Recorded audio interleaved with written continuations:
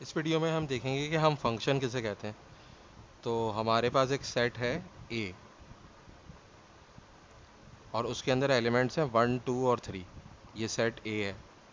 और इसी तरीके से हमारे पास एक और सेट है बी, उसके अंदर एलिमेंट्स हैं 2 4 6 8 और 10। तो फंक्शन जो होता है वो एक ऐसा रिलेशन होता है from a set A to a set B, कि वो जो है वो ए के हर एलिमेंट को बी के एलिमेंट्स के ऊपर मैप करता है। तो अब देखें यहाँ पे, जैसे फॉर एग्जांपल यहाँ पे इसकी नोटेशन जो होती है वो ये होती है, F is a function which maps each element of A onto the set of B. अब देखें यहाँ पे अगर हम एक फंक्शन डिफाइन कर लेते हैं कि एफ जो है F of X is equal to 2x है। तो देखें अगर मैं ए का एलिमेंट यहाँ पे पुट करूँ, यानी कि एफ ऑफ 1 अगर मैं निकालूँ, तो वो ये क्या हो जाएगा, 2 टाइम्स 1 यानी कि 2 हो जाएगा। तो इसका मतलब क्या होगा कि जो ए का एलिमेंट 1 है वो 2 के ऊपर मैप हो गया। इसी तरीके से मैं 2 को पुट करूँगा तो ये हो जाएगा 2 टाइम्स 2 यानी कि 4 हो जाएगा। तो 2 जो है वो 4 के ऊपर मैप हो जाएगा।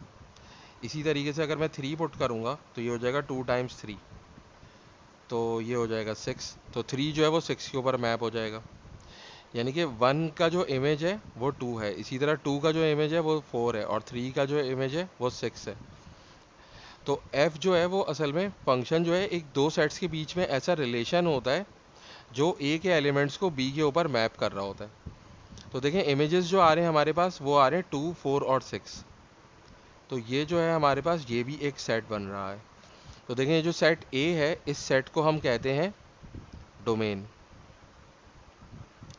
और ये जो इमेजेस का सेट है इसको हम कहते हैं रेंज। और ये जो सेट है जिसके अंदर इमेजेस बन रहे हैं इस सेट को हम कहते हैं कोडोमेन। तो ये जो है हमारे पास फंक्शन f जो है वो a के एलिमेंट्स को मैप कर रहा है। उसके अलावा एक और जो इम्पोर्टेंट बात है कि f जो है वो a के सारे एलिमेंट्स को मैप करेगा, यानी कि 1 2 3 यहाँ पे 3 एलिमेंट है, तीनों का इमेज बन रहा है। अगर कोई भी एलिमेंट छूट जाता है तो इसका मतलब ये कि वो फंक्शन नहीं होगा। डोमेन के हर एलिमेंट का एक यूनिक इमेज बनना चाहिए b के अंदर। तो अब अगर हम जो है वो डोमेन लिखें इसकी, तो डोमेन क्या होगी, डोमेन जो है वो सेट A है जिसके अंदर एलिमेंट्स हैं 1 2 और 3। और इसी तरीके से जो है वो कोर डोमेन क्या है, कोर डोमेन जो है वो B है जिसके अंदर एलिमेंट्स हैं 2 4 6 8 और 10।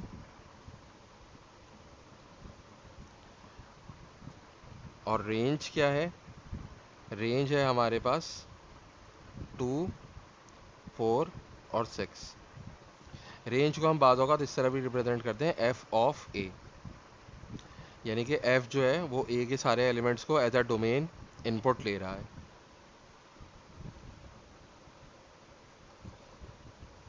अब देखें यहाँ पे जो ये फंक्शन हमने F of X is equal to 2x लिया था, तो x को जो है हम x जो है हमारे पास वो हमारे पास कहलाता है इंडिपेंडेंट वेरिएबल।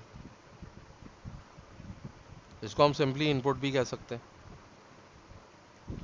और ये जो है ये फंक्शन बाद औक़ात हम यूँ भी लिख देते हैं कि y is equal to F of X, या y is a function of x। तो y जो है वो डिपेंडेंट वेरिएबल है, यानी कि y जो है वो x के ऊपर डिपेंड करता है। और ये भी कह सकते हैं कि y जो है वो आउटपुट है।